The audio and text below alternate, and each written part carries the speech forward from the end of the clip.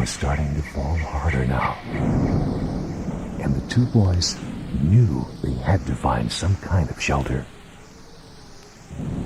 They were lost in a part of the woods they had never seen before, and still couldn't believe they had gotten separated from the other campers. Now they understood why the camp counselors always told them to stick together and not to wander off from the group. By now, it had gotten so dark. The only way the boys could see was when the lightning flashed across the sky. It was during one of those bright flashes that they spotted a little shack tucked away deep in the woods. They ran through the rain and darkness until they reached the door. They knocked loudly, and when no one answered, they went inside. It was a small, one-room shack with a fireplace in the corner. And in the room, there was only one bed, a small table, and one old chair. The boys found some wood by the fireplace and started a nice, warm fire. They needed to dry their clothes and wanted to take the chill out of the night. As the fire grew brighter, the boys suddenly noticed there was a scraggly black cat sitting in the old chair. They could tell there was something very strange about this cat. And as they looked closer, they realized the cat had no eyes. Just holes where its eyes had once been. Well, if it had not been such a nasty rainy night, the boys surely would have thrown that eerie black cat out. But as it was, they would just try to ignore it. For they had decided to stay where they were and wait until morning to find their way back to camp.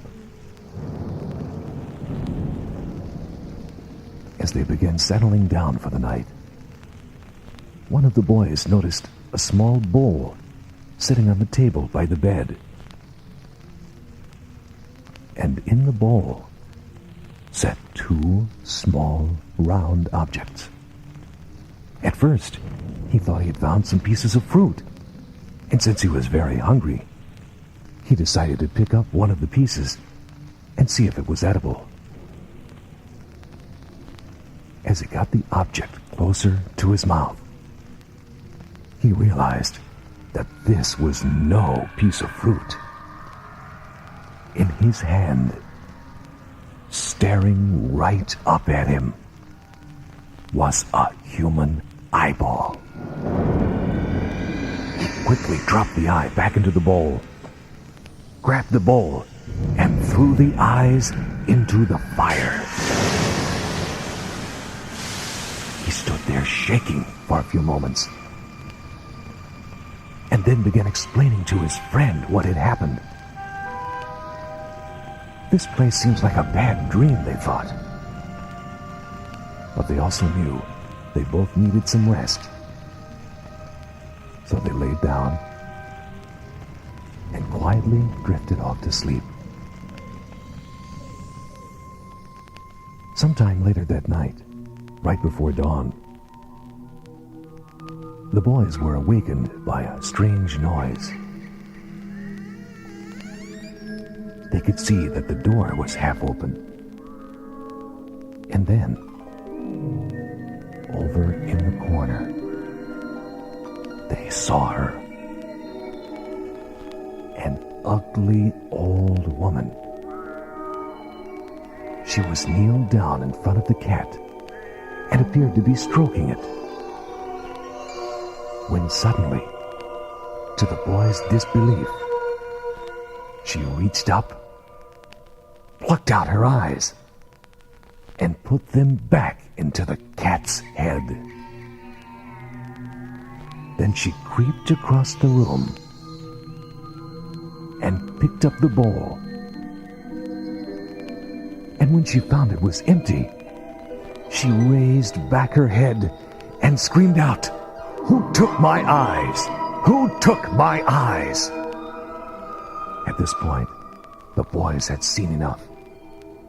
They ran out the door and ran through the woods as fast and as far away as they could, never slowing down and never stopping to look back. You see, every night, this old witch would take out her eyes and put them in the bowl. Then she would borrow the black cat's eyes so she could walk through the night with the eyes of a cat. Now, since that old witch's eyes burned in the fire, all I can think of is that she's still out there someplace, looking for someone else's eyes to replace hers. So my advice to you is, you'd better be very, very careful that late one night, as you lay there sleeping, she doesn't pay you a visit and pluck out your eyes. Happy haunting.